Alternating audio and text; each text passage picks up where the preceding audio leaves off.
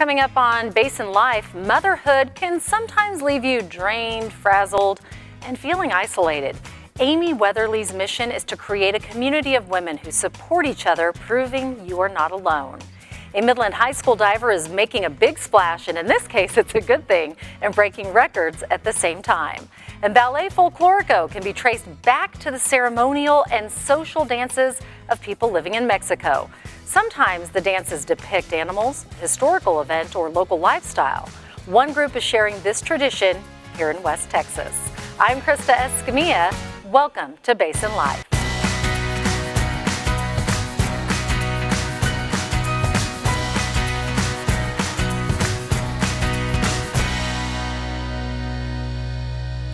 Amy Weatherly loves giant earrings, graphic tees, chips, and salsa, and of course, Diet Dr. Pepper, a little more than she probably should, she says. Now, her family is her home, her friends, her safe place, and her passion is helping women find courage, confidence, and the deep-rooted belief that their life has a deep and significant purpose. You've probably seen her on the Today Show, Good Morning America, Love What Matters. I could go on, maybe even the Chick-fil-a line. Or, of course, her own social media pages, where she loves building communities of women who support each other fiercely. And guess what? She lives right here in Midland, Texas. Please welcome our first guest of Season 2 of Basin Life, Amy Weatherly. Amy, thanks for being here. Of course. Thank you for having me. It's so fun to see you in person because, with COVID, we haven't really seen people in person it's been a while. For a while. Yeah. And I just hope that you and your family are doing well. Yeah, we're doing great. We're doing great. Good. Well, I want to start off because I know a lot of people that follow you, they know how you got started. But for someone maybe that is meeting you for the first time today, you actually wrote a blog about Chick-fil-a. Yeah. So tell us how, and please, if I'm paraphrasing, get me, stop me, correct me. But you said, I can't do it. I can't be everyone's Chick-fil-A sauce, and neither can you. Yeah. I love that. Yeah, it was just this, I'm just this major people pleaser, and it has just been this thread that has run through my entire life and sort of, it sort of ran the show, this need to please people, and finally I just wrote something I wasn't blogging at the time, I just wrote it. It was just, you can't be everybody's Chick-fil-A sauce. Like, some people are gonna choose ketchup, and some people are gonna choose barbecue sauce, and that's fine. There are different things because people need different stuff. So if somebody doesn't like you, it's really not a big deal. Yeah, it was kind of just, I just wrote it and kind of thought maybe 100 people would read it, and it wasn't written especially well.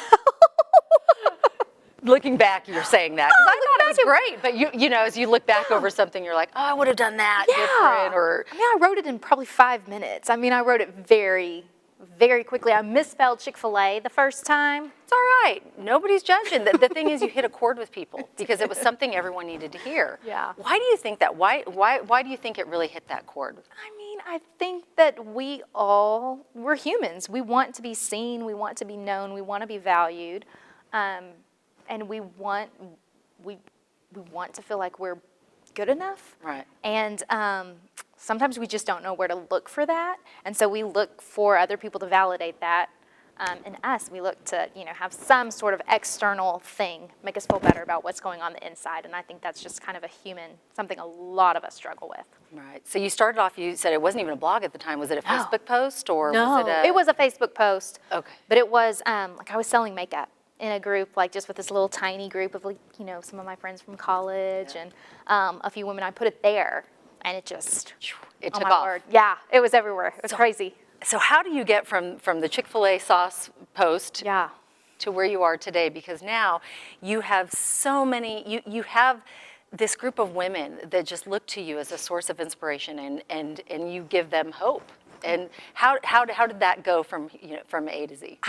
Just a little at a time. I just kind of got this feeling, was like, okay, maybe I'm supposed to do this. Maybe this is exactly what I'm supposed to do. And I would say that kind of putting myself out there in that way kind of goes against my nature. But I just knew. I don't know how else to say it. I knew this was something I was supposed to do. So it took me a couple months to get up the courage, and then I started a page and just kind of put a little here, and then that would get shared, and put a little here, and then it just grew. I don't know. I don't know. There are no big tricks. Right. Well, you've done a great job, and I think, and like you said, it's not like it's something you plan to do. No, not it at just all. happened. But most comments on Facebook or Instagram, they say things like, "How did you get in my head?"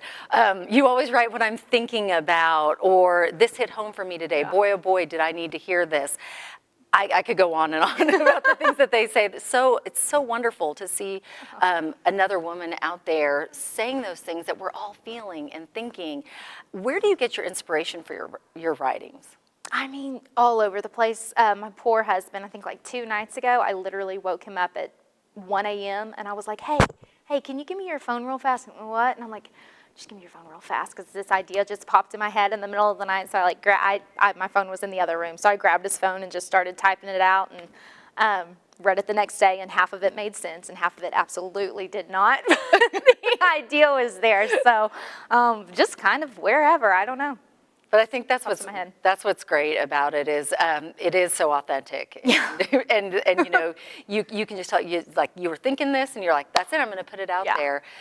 What do you think is the reason why women connect so much? Because I think a lot of women, because you're in the busy stage of life. She has 3 kids. Adorable, 3 adorable children. I like them. They're so beautiful. And you're in that busy stage where it's, okay, we got to get them up, we got to cook, we got to get them ready, we got to get them out the door for school. And a lot of moms feel like that way. They feel like at the end of the day, they just can't do another thing. Yeah. It's like, you're like, that's it. No one say mom. No. So why do you think that there's so many of us out there that really have connected? I don't know. I think at the end, we're all human. We're all human, and there are all these feelings and insecurities and fears kind of running through. Not that we've all experienced different things. We've all lived a very different life. We have very different thought process and different things that are important to us. But we are all human, and we do all struggle. There are some basic things that we just all struggle with that sometimes we don't feel like we're allowed to talk about. We don't feel like we're just supposed to just put it out there.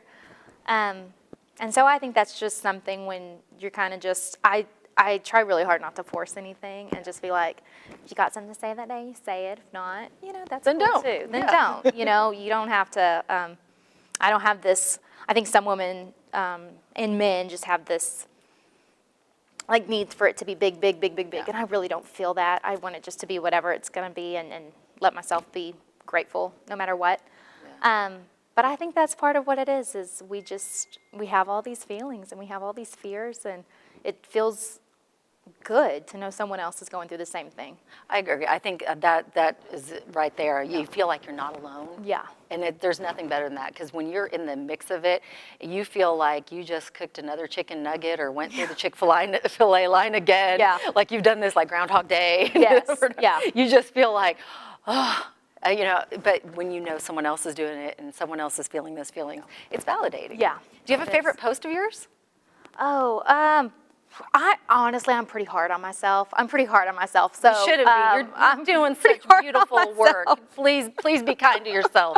You're doing great. No, I don't know. Okay, I do. I'm with you though. I have so many of that are favorite. Yeah. But this one, I really like this one, and I've seen it maybe on your Instagram or your Facebook. I can't remember which one, because I'm on all of them. So probably way too much. But anyway, if you have a friend who prays for you, keep your secrets and gives you space to be yourself, I'd hold on to them like crazy. Trust me, you don't ever want to take that kind of love for granted. And I think that's so beautiful, because as a busy parent or mom, you feel like it's hard to make friendships. You know this. Yes. It's hard to, you're busy doing what you're supposed to be doing, taking care of your family. So it's hard to get those friendships. But that when you find that friend that prays for you and is thinking about you, and I think that is something that everyone needs to remember. Yes, I think connection's so important to who we are as people. I mean, it's essential, and I think especially this year with COVID and the pandemic and everything else, I think our culture, we can kind of get into a place where we think that possessions matter, and we think that what we own matters, and how far we've, gone in our job is really what matters. But I think at the end of the day, when all of that gets stripped away, we kind of realize, no, it's people. Yeah. It's people really matter. And, you know, we do need to make time for each other. We do need to make time for those connections.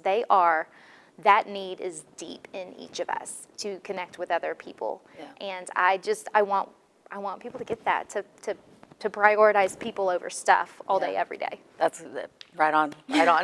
Could not agree more. You are so amazing because you not only not only talk the talk, you walk the walk. You recently raised over $25,000 in something crazy like 9 days. I mean, it wasn't or long. less. Yeah. It was less than that. And you launched a campaign where you put a shirt out, and it's the cutest. It's a cute shirt or hoodie, and it's got the heart and it's got Texas, and you're raising the money for the West Texas Food Bank. And I love this because you and Shop Estío said your mission is to spread kindness, compassion, and to do good when our neighbors need it most. What inspired y'all to do this?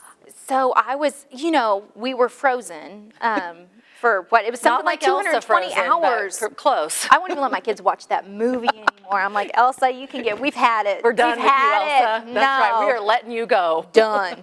Let it go.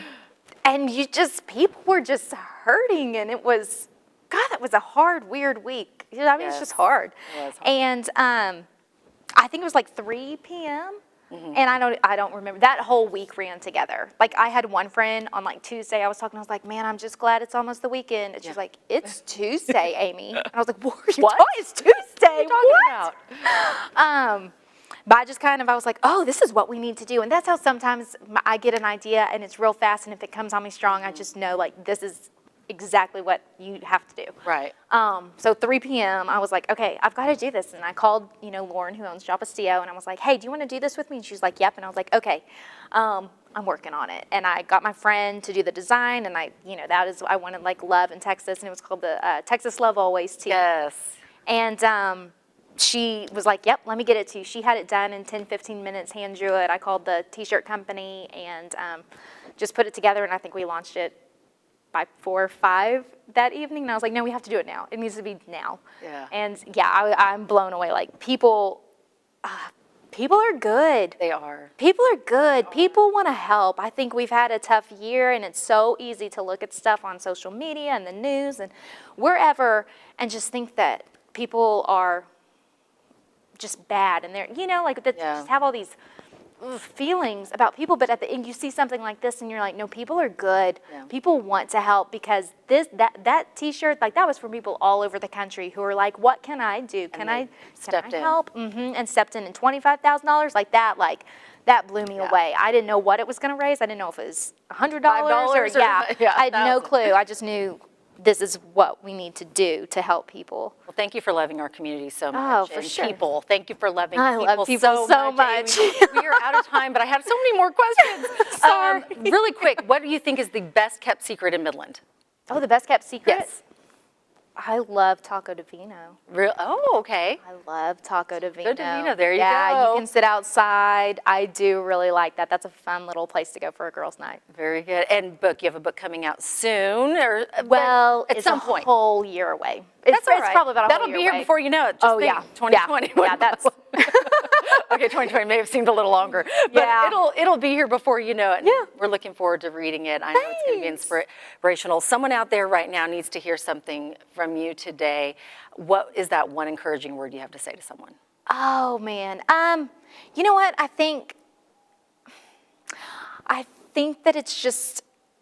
Oh gosh, hang on. Okay, I think that it's a really good feeling to pour into others and to help somebody else and to give.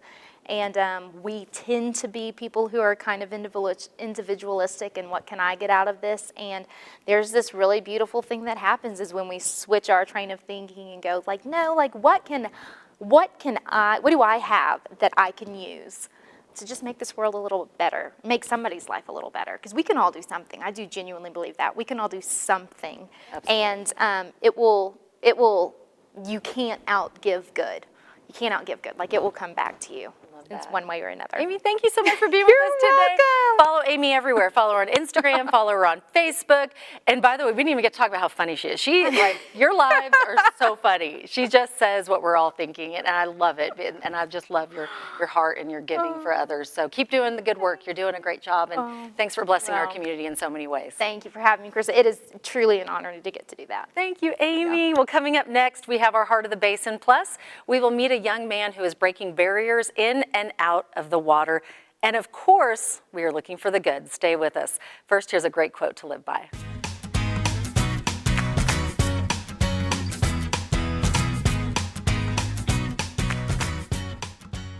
Many topics in the Permian Basin require a deep dive into issues.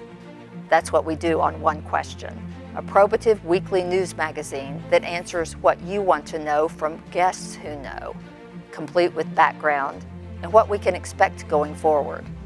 I'm Becky Ferguson, and I look forward to seeing you every Saturday at 4:30 right here on Basin PBS. This month in Passport on the PBS video app, your on-demand library for the best of PBS. Europe is on fire, Franklin. Nature is so resilient, and I think that's what inspires me. It is pretty amazing. The Black church has sustained the African American people from slavery to this day. We are a testament to the goodness and the grace of God.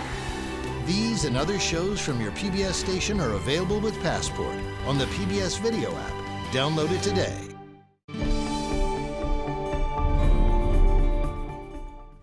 In today's Heart of the Basin, we meet an art teacher who is sharing her love of glass blowing with our community.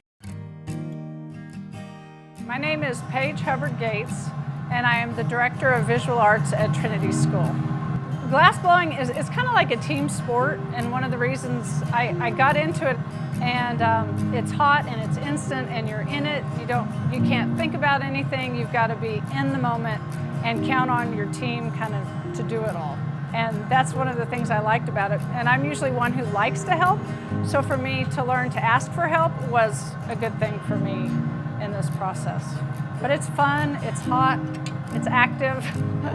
I've had the glass hopper here at Trinity for about 2 years. What we do is go out in the community with a guest glass blower, and they demo glass for the community, the students, wherever we go. And the students are just the helpers. So they're opening and closing the door, they're handing in bits, they're picking out colors, putting away the colors. So the glass blower is just demonstrating to share the process of the glass. Yeah, blow. Really, I think glass is more fun to watch than it is to see the finished product. Because it's almost, when you have a good glass blower, it's like a dance. And they move from the bench to the furnace and back, and they're spinning the glass because it will drip if you don't. So the whole process is an entertainment element to it. Then you have an end product. One of the ways I brought it in is if they decide to go in the science, the STEM type program, there's also scientific glass blowing that's more with the flame work, but it's the same process of centering, spinning. So no matter where they go college-wise, if it's a science or an art, they could use the skills that they learn with the glass blowing. For me, it's still the process of just getting a thin, centered piece. You have to keep it spinning to do that. It's the most fun to watch is the process where you have the ball or the shape, whatever you have, and then you bring a punty on it and you break the piece off onto the punty. That is the most technical in the process that I do, that if the punty's not hot enough, it doesn't stick, it breaks. We'll grab glass. At the bottom of the furnace is a crucible that holds 80 pounds of glass, so it's melted in there, and we'll grab it and then form a bubble and grab more glass, and then they'll grab color on the marver table and then they'll blow, and we get the shape, and when we break it off, it goes into an annealer.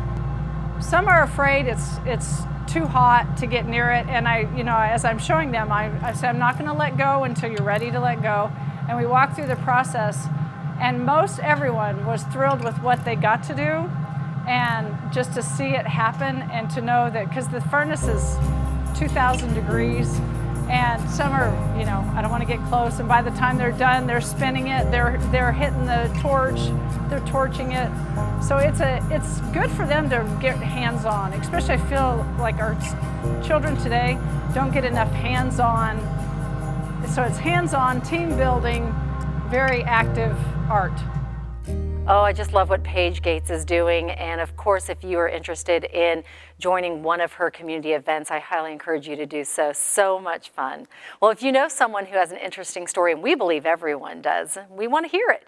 All you have to do is email us your nominations at basinlife@basinpbs.org. Coming up next, we're celebrating kids. But first, let's take a look at another great quote to live by.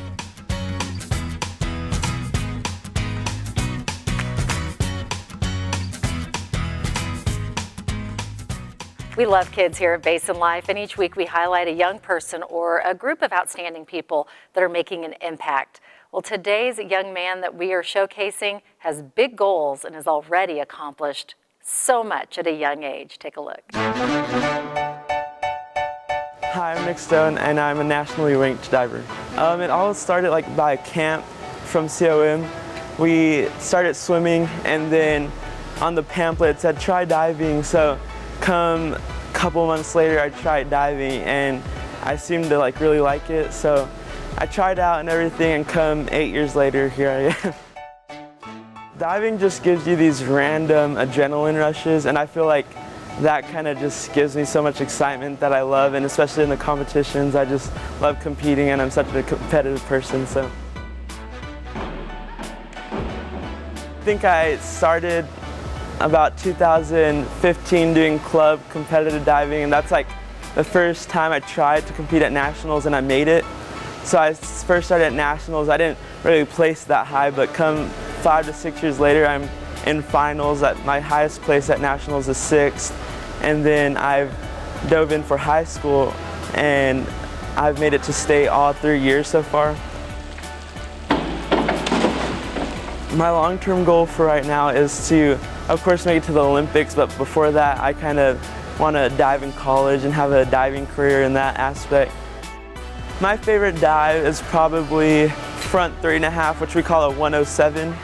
It's a front 3.5 on 3 meter, which is the second highest springboard right there. And then that's probably my favorite meter too, which that's the highest I've placed at nationals. We have this thing called spotting, so in your dive you have to see everything in the middle of your dive while you're spinning. So here and there I'll lose my spot, but I always just work harder and get that spot back into place. If you're out there that wants to try diving, just go for it, honestly. It's such an adrenaline rush, you'll have so much fun, so I think it'll be fun, just try it out. Way to go, Nick. We're going to be following your career. Outstanding. Well, if you know a young person who would like to be highlighted right here at Basin Life, email us at basinlife@basinpbs.org. Can't wait to share their story on an upcoming Celebrating Kids. Still to come, Ballet Folklorico is passed on from generation to generation, keeping cultural tradition alive. We will show you how one local group is helping our youth gain confidence and follow their dreams. Well, if you're like me, you have to set an alarm for everything. So we hope you'll set your alarm, DVR, or just try to put it in your memory bank and join us every Sunday at 1 p.m. for Basin Life, right here on Basin PBS. You can also watch us on Passport or on Facebook, and we also have a YouTube channel. We hope you'll join us there. Plus, please connect with me on all the socials. We have Facebook, Instagram, and LinkedIn. It's at Krista Escamilla. I would love to hear your stories. Well, I hope that you have enjoyed today's show. I know we sure have. And I would like to say thank you to all of our guests. A special thank you to Amy Weatherly for sharing her encouraging words and building a community focusing on joy. If you haven't followed her, please go now, right now. Go follow her on Instagram, Facebook. I promise you, her words will come to you when you need to hear them most. Well, that's it for today. Each week on Basin Life, we leave you feeling good with music and talent. Doesn't music make you feel good? I know it does me too. Well, the Hispanic Cultural Center of Midland provides young men and women the chance to learn and perform Ballet Folklorico. This program is so wonderful as the students not only learn the choreography of each dance, but the history as well. Today we leave you with the students bringing us joy while preserving Hispanic culture through dance. Enjoy.